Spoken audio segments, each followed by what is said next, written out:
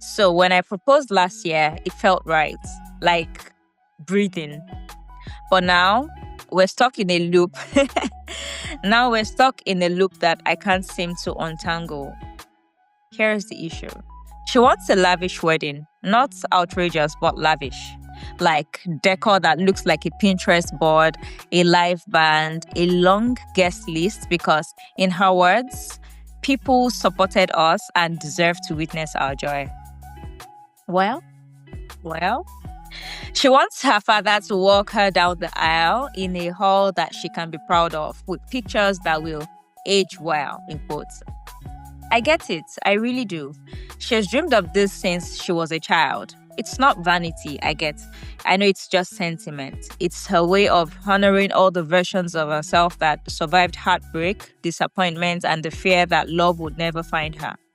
But I can't afford it. Okay, let's go. I met Tenny 3 years ago at a friend's birthday dinner. She wasn't even supposed to be there. She came as someone's plus one because she hated staying home on Fridays. She sat across from me wearing this mustard dress that made her look like the sun had chosen a human body. All right. And the way she laughed,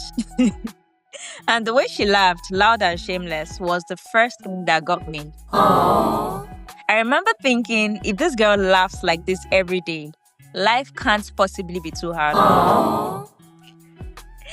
We became finished, man. No. We became friends first. The type where we'll talk about random things like why plantain gets ripe so fast, or why butterflies taste with their feet, or how our parents' generation survived without Google Maps. Then one day, I caught myself waiting for her calls with this stupid smile, like a 16-year-old crush. That was when I knew. And honestly, loving her has been the easiest thing I've ever done. Tenny is kind in those small, consistent ways that people don't clap for, but ways that matter. She cries when watching wedding vows online, but she will still fight me about ketchup being fake tomato. She's one person who makes me feel like I'm not facing the world alone. So when I proposed last year, it felt right, like breathing. But now we're stuck in a loop. Now we're stuck in a loop that I can't seem to untangle. Here's the issue. She wants a lavish wedding, not outrageous, but lavish. Like decor that looks like a Pinterest board, a live band, a long guest list, because, in her words, people supported us and deserve to witness our joy. Well, she wants her father to walk her down the aisle in a hall that she can be proud of, with pictures that will age well, in quotes. I get it, I really do. She has dreamed of this since she was a child. It's not vanity, I get. I know it's just sentiment. It's her way of honoring all the versions of herself that survived heartbreak, disappointment, and the fear that love would never find her. But I can't afford it. Not without taking a loan that will swallow us for years. Not without dipping into savings that we planned for our home. Not without living month to month for a celebration that will last just one day. And I feel like the villain for even thinking this way. I don't want to disappoint her. I don't want her walking down the aisle feeling like I did not show up for her dreams. But I also don't want us to begin our marriage drowning in debt. I want something beautiful, but also something sustainable. Yesterday, she sent me a video of a wedding with fireworks and floral chandeliers, and I just sighed. And I just sighed. Not at her, just at this situation that has no easy answers. I love this woman. I'm certain she's the one for me.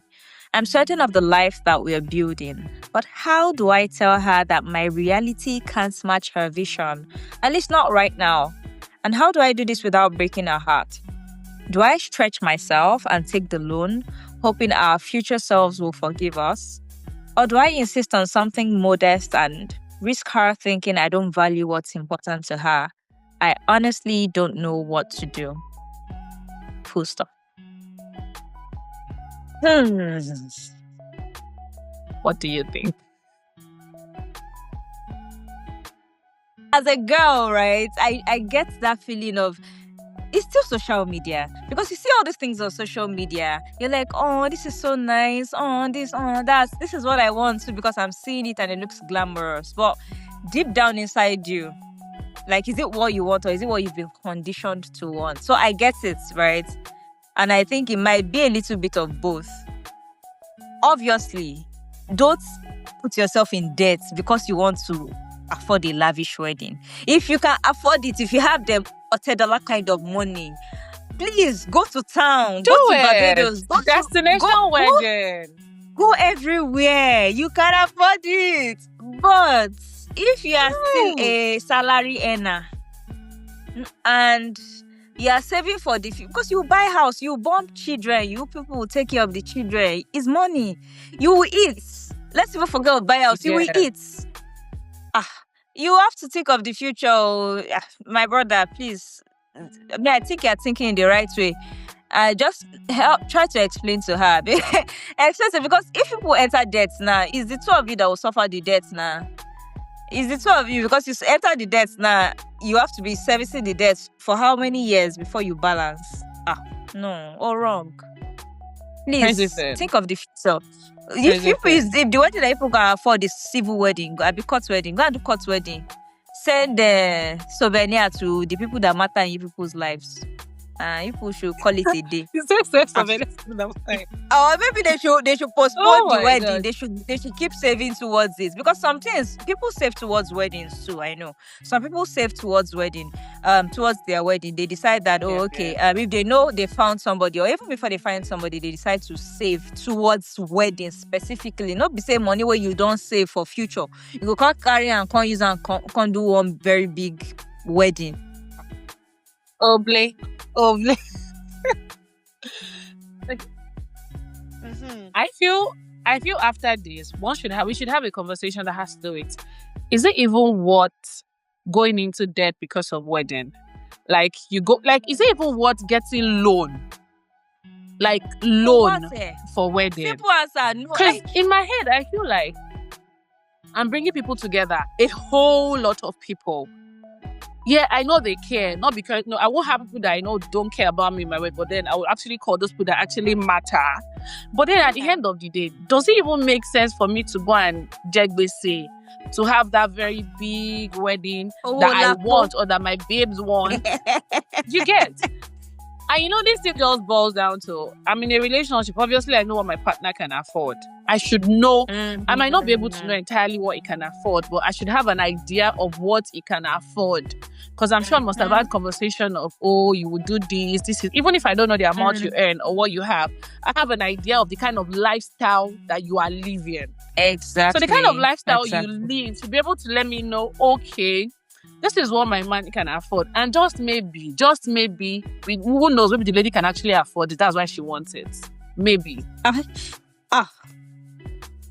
That's another angle. Maybe she can afford it. But I mean, as Africans, I know that Yorubas, I think there is only a country family woman, it's usually the wife's family that caters to some things. But there is also family or konomashe. So even if the woman can single-handedly afford it, the question is, as a woman, is that your dream?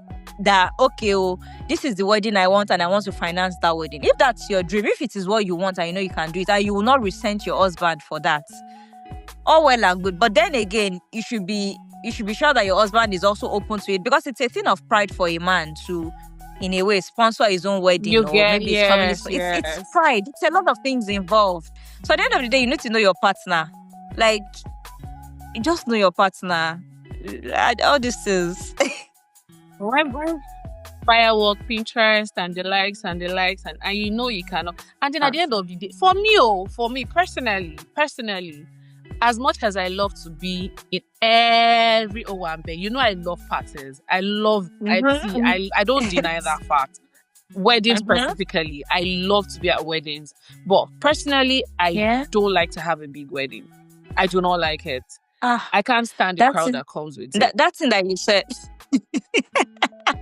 That's it that you said. Now, let me remind you that you are Yoruba. You get me? Let me remind you that you're And then Yoruba. it's not my wedding. Even if you don't want seats, they will help you want seats. I thought I didn't want a big wedding too. That's the funny thing, right? Sometimes you start out thinking you don't want a big wedding. Like you do, if all your calculations, all the planning, but you still eventually spend a lot. It still becomes a big wedding because you're Yoruba, because you have like this very large family and everything. Kosini, you cannot run away from it. Except you want to run away from the country and go and do your wedding in one solo place. Remind me? Are you trying to? Oh, I said let me remind you in case. But seriously. Sha, no go collect loan, no go collect loan, go sponsor wedding. No. Everybody go chop, come out that day. Now only you go pay. Oh. You get it absolutely does not make any form of sense. Even if I have like 30 million in my account and then my wedding is going to be like total package of let's say 28, 25 million. I'm not doing it. I'm going to like blow up 25 million for a whole lot of people. That at just the end like that for one day. I don't want to think about the fact that you cannot satisfy them. Exactly. That's what I was going to say. You spend all that money. You will still see that DJ did not play your playlist. Caterer did not cook the food you want. The food is not enough. Guests were complaining. DJ did not play your playlist. Hey, God have mercy. So you know, please don't do it. It should be something. If I'm having a very big wedding, it's something I should be able to afford without thinking to like. It's not going to affect my bank account. Yeah. And even if it's affecting my bank account, it's something I know that in 2-3 months, 6 months, I'm back to like 100. If even 2-3 months, you get 6 months, like that's what I'm saying. In 6 months, you're going, hey, wait, you now. No. Understand that I like saying 3 months means I still have money in my account. Like I still have tons of money in my account, but then that comfort, that that sustainability that I want, I'll be able to get there in another 3 months after my wedding. That still makes sense. But if I'm going, because some people go as far as 2 years, 3 years, a whole lot of people still pay. Like they tell you, like, I don't know how it makes sense. Tabati no mi lowo, I'll pay balance for this, balance for that. It happens. What if they don't know you low? What if they know you low, but they are annoying you 100 naira and you count everything? What is it?